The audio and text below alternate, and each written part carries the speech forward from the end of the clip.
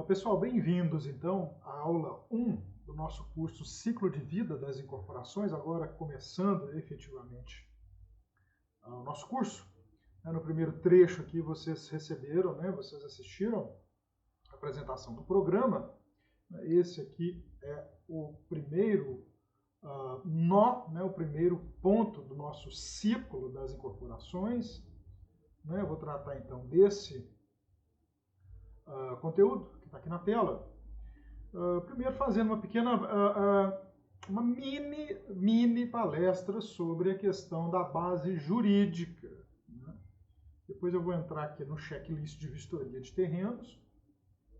Tá? A gente vai tratar dessa questão para a gente ranquear o terreno e no final, trazer para a incorporadora uma simples informação. O terreno é recomendado ou não.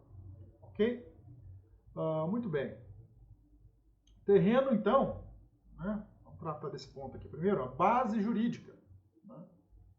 É a base jurídica. O que quer dizer jurídica? A gente está tratando de lei, a gente está tratando de regularidade fiscal, a gente está tratando de regularidade cadastral.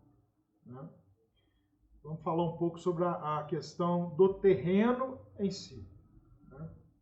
Primeira questão, é uma propriedade. O terreno é uma propriedade, é um imóvel. Ele pode ser uma gleba grande, de 10 hectares. Ele pode ser um terreno no meio rural. Ele pode ser um terreno na zona de expansão urbana. Ele pode ser um terreno urbano.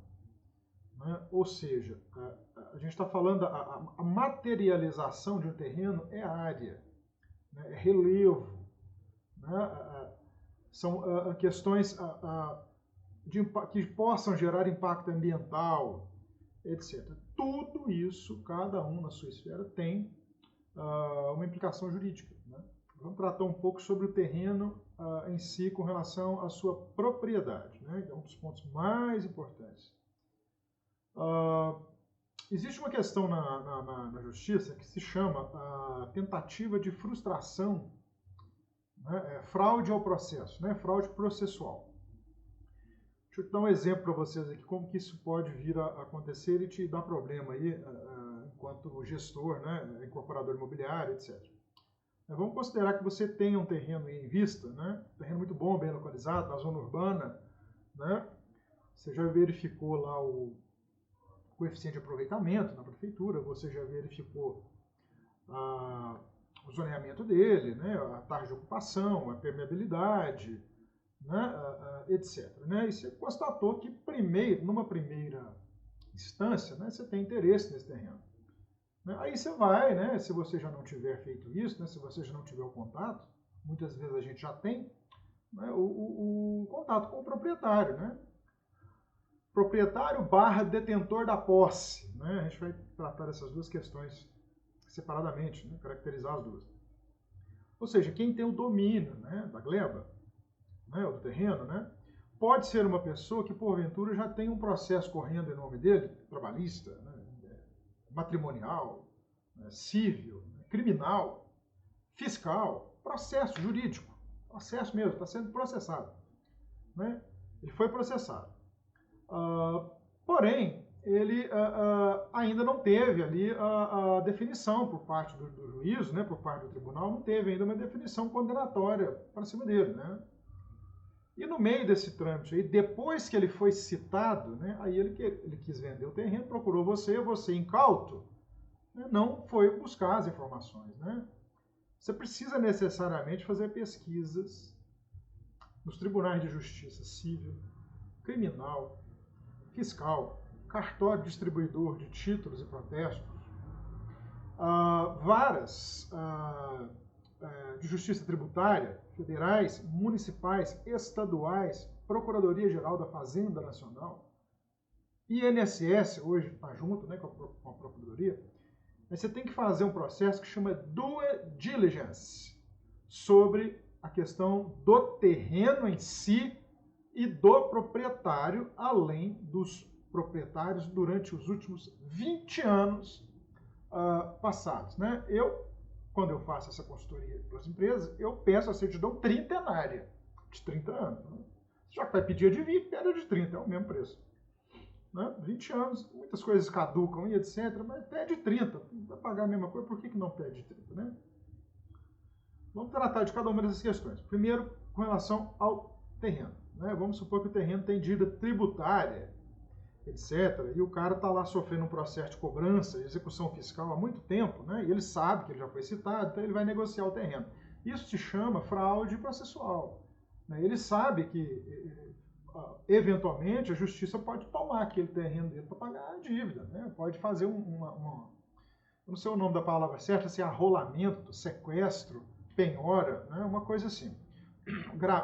Eu sei que gera um gravame. Gravame é um registro lá na matrícula, falando que aquele terreno não pode ser vendido, ele não pode ser cedido, ele não pode ser colocado em garantia de processo, de pedido de financiamento, de operação comercial. Ou seja, ele está gravado com ônus. Isso a gente está falando só do terreno. Tá?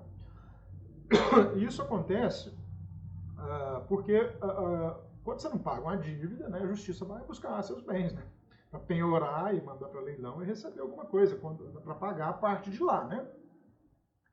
Isso acontece, isso pode vir a acontecer com esse terreno que o cara está negociando com você, né? E você incauto, né, ingênuo, né, iniciante, inexperiente, negociou com o cara, não viu que tinha nada ali no terreno, ainda não teve o gravame na matrícula, mas o processo já estava correndo, né? O vendedor, né, o proprietário já sabia do processo e ele foi e vendeu para você, achando que você ia assumir a bucha lá, a bomba, né? E você vai ter que assumir. Você vai ter que assumir porque você já fez a incorporação. Tem processo de cobrança aí que demora 10 anos, né? Você fez a incorporação, já vendeu as unidades, já estão lá as pessoas morando, né, etc. Você pode ser processado também, né? Como copartícipe, né? Como né? Não saber da legislação não te exime da culpa.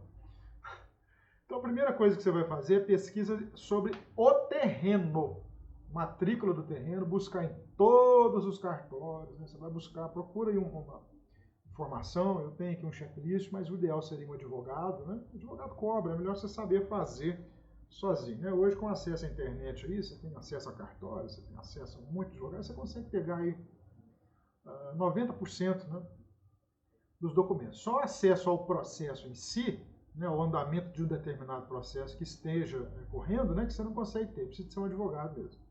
Né? Então, veja bem, a gente está falando do terreno, tá? Do bem, do imóvel, do terreno. Né?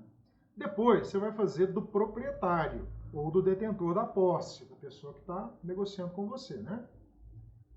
Detentor da posse e proprietário são as pessoas que estão no domínio, tá? Mas é uma coisa diferente. Ter posse não necessariamente significa ser proprietário. Tá?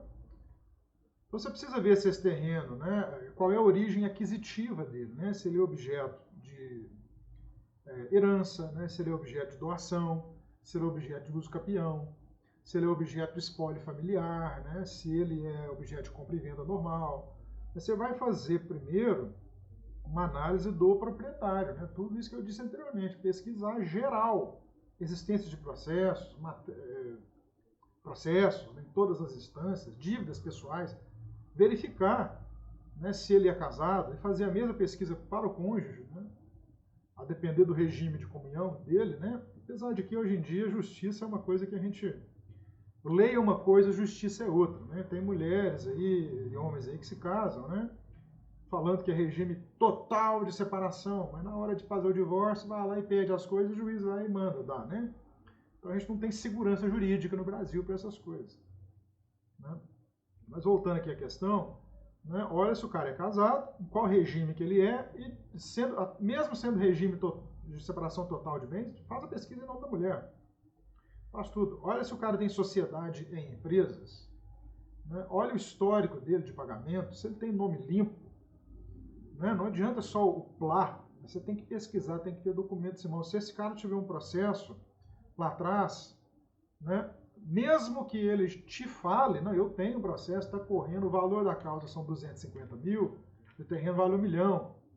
Né? Isso não impede você fazer uma incorporação. Tá? você tem que informar dentro da legislação os compradores que o terreno tem ônus, né? E que eles vão, no processo de pagamento das parcelas dele, esse ônus vai sendo abatido em nome do cliente, né? Isso você abate esse valor da dívida do terreno. Mas tem coisas que não são passíveis de serem feitas dessa maneira, né? Vamos supor que o cara não paga. É dívida trabalhista, é dívida tributária, demora muitos anos, mas é cobrada. Né? Então você tem que fazer essa pesquisa extensa e verificar o que é passível de te prejudicar ou não.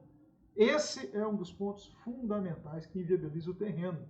Né? Por isso que as incorporadoras, os loteadores, eles falam assim, não, terreno bom é uma joia. E é mesmo.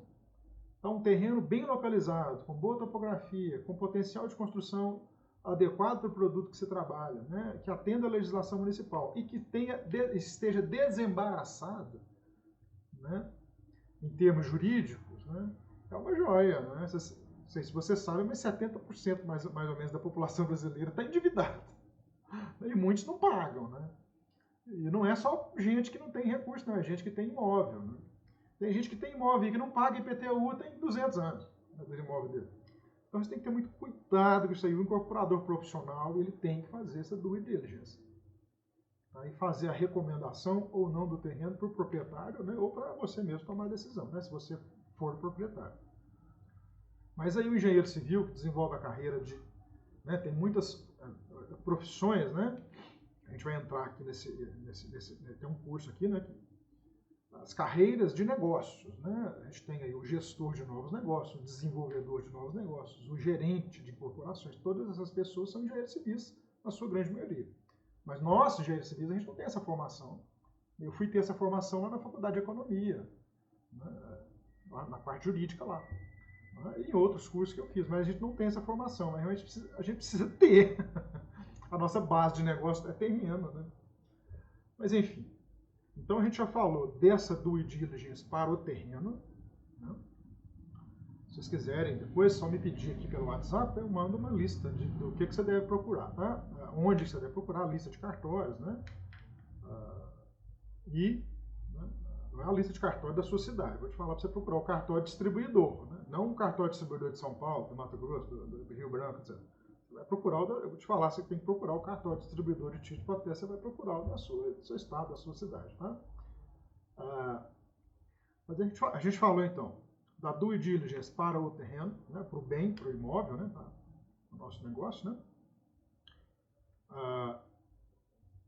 Só fazendo parênteses, eu estou falando aqui sobre pesquisa jurídica. Tá? Daqui a pouco eu vou entrar na questão física do terreno. Tá? É uma outra due diligence, tá? Só que essa é mais de campo, né? Ok? Então a gente falou então da due diligence para o terreno, para o imóvel. A gente falou da due diligence para o proprietário ou detentor da posse, né? Ou a pessoa que tem o domínio da gleba, né? Ou do lote ou do terreno. E agora a gente vai falar dos proprietários anteriores, né? A gente tem que pedir no cartório de imóveis a certidão vintenária ou trintenária. E essa mesma pesquisa você tem que fazer para todos os proprietários anteriores. Né? Ali tem um encadeamento dominial, né? Chama encadeamento dominial. Fulano vendeu para fulano, que vendeu para fulano, que vendeu para fulano, que vendeu para fulano. Até chegar no proprietário atual. Essas pessoas lá de trás, elas podem ter tido problema jurídico lá que só agora saiu a decisão judicial e porventura esse cara foi condenado e o terreno dele foi enrolado, então você está com problema na mão. Você está com um terreno que tem um ônus, né, que às vezes ele pode ser tão grande que ele vale mais do que o terreno. Então o terreno vai ser arrolado, você vai ter um problema aí com todas as pessoas com quem você fez negócio, para quem você vendeu o apartamento ou a casa, né? Você pode aí tomar até uma pena de crime, viu? Por estelionato, não sei qual crime que se enquadra nisso não, mas é crime contra a economia popular. E como eu disse uma vez, eu vou falar de novo. O desconhecimento da lei não te isenta da culpa. Tá? Então fica esperto. O que mais tem no mercado aí é gente querendo, né, passar a perna no outro. Muito bem. A questão econômica do empreendimento, a gente vai entrar no próximo trecho, tá? Só para concluir aqui, então, esse trecho, eu vou entrar no próximo aqui com o checklist de terreno, né? Então, o incorporador, né, perante a lei, ele pode ser o proprietário direto, né, o dono do terreno, você já comprou, ele é seu, né, ou você recebeu de doação, ou você recebeu recebeu decisão judicial de uso capião, ele é seu, ele está no seu nome. Se você olhar na matrícula lá, o último proprietário é você. Né? Então, você pode ser o incorporador, né, você pode ser o promitente comprador com cláusula irretratável. O que é isso aqui? Ó? Vou mostrar para vocês daqui a pouco, né, ainda na aula 1, né, o que é um contrato de incorporação. Né? O contrato de incorporação, você está prometendo comprar e o dono do terreno está prometendo vender. Né? Vocês ainda não houve ainda dinheiro para cá e matrícula do terreno com contrato para cá para você registrar no seu nome. Isso ainda não aconteceu. O que está acontecendo aqui é uma promessa, né, com cláusula irretratável. Né? O que é isso? Né? Vocês vão escrever lá, promessa de compra e venda, contrato de promessa de compra e venda. Né? Quando você, por exemplo, comprar parcelado o terreno, amigão, eu vou te pagar esse terreno em 24 vezes, enquanto eu vou vendendo as unidades, eu vou te pagando. Depois que você acabou de pagar, aí você vai fazer um contrato de compra e venda dando quitação, né? Dinheiro para cá e matrícula para cá. Aí é o contrato de compra e venda. Enquanto essa transação não tiver sido feita, é só uma promessa. Né? A venda mesmo é feita quando você acaba de pagar. Né? Ok? Pode ser feito também, ó, essa cláusula irretratável pode ser feita também, essa questão pode ser feita também através da cessão de direitos. Né? A cessão de direitos, né, só voltando aqui então, aqui, ó, promitente comprador com cláusula irretratável. Irretratável é que não pode haver desistência. Tá? Se ele te prometeu vender e você prometeu pagar e você está pagando certinho, não pode ter desistência não, tá? Senão tem o distrato, tem multa, tem um monte de coisas, né? Tem dano moral, tem uma série de coisas que os advogados põem, né? O cara pode ter tido outra oportunidade de venda para alguém, e o dinheiro que ele ia vender, ele ia colocar em outro negócio, ele vai falar um monte de coisa. Então, nem você, incorporador, que está fazendo a promessa de compra e venda, nem ele, vendedor, vocês podem desistir. Tá? Pode ter cláusula de desistência no contrato, desde que haja, né, indenização financeira e monetária estabelecida, né, porque aí não tem o que se falar depois em termos de dano moral, de perda de outras oportunidades, etc. O contrato tem que ser muito bem feito. Agora, falando aqui da cessão de direitos, ó, o que é a cessão de direitos? Né? Eu sou proprietário de uma gleba, de um terreno, de um lote. Você é incorporador e você me procura, né? O proprietário, vamos fazer um projeto aqui para esse terreno, né? Eu te dou 2 apartamentos de 500 mil, cada um, depois de pronto, em troca desse terreno seu que está sendo anunciado por 650. Você vai ter um ganho muito bom. E o cara topa, né? Opa, bom, legal, bom negócio. O que ele vai fazer? Ele não vai te dar o terreno para você fazer isso. Ele vai te ceder os direitos, né, sobre esse terreno. O que é isso? Né? Você pode negociar esse terreno, ó, aqui, ó, cessionário de direitos com poderes irrevogáveis de alienação. Alienação é venda, tá? Você vai alienar para uma outra pessoa, você vai vender para uma outra pessoa uma fração de terreno. Então, o que quer dizer isso aqui? Ó? Cessionário é você, incorporador. Você é o cessionário.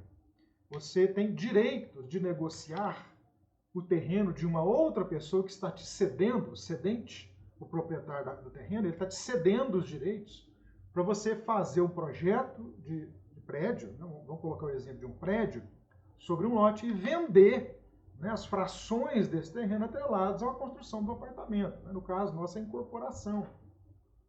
Né?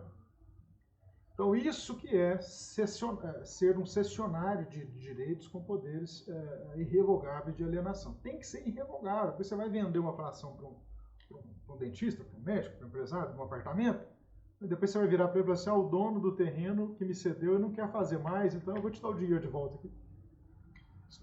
Isso não pode acontecer, tem que ser irrevogável, tá certo? Então, vamos lá? O incorporador, então, ele pode ser 3 pessoas, tá? O proprietário, pessoa física ou jurídica, tá? O proprietário direto, né? O promitente comprador com cláusula irretratável, né? Você está fazendo a compra do imóvel, né? Ou o cessionário de direitos com poderes irrevogáveis de alienação. Esse aqui é interessante para nós, ó, porque aqui, ó, é que você enquadra. você faz o contrato para ceder o direito, né, e você ser o cessionário, existe um chamado contrato de incorporação, com todas as questões envolvidas. Vai haver permuta, né? A permuta em área construída, né? Permuta é a quantidade de área construída que você vai dar para ele em pagamento do terreno. Normalmente isso se faz em número de unidades, né? Quantos apartamentos, quantas casas, quantas unidades você vai dar para esse terrenista, né? Para ele te dar terreno, né? Para você fazer a incorporação, né? Te ceder os direitos desse terreno, né? Então aqui a gente tem o chamado contrato de incorporação e a procuração. Né? A procuração, ele vai te dar uma procuração, você é representante legal do terreno. Então você não tem a propriedade, mas você tem a posse. Né?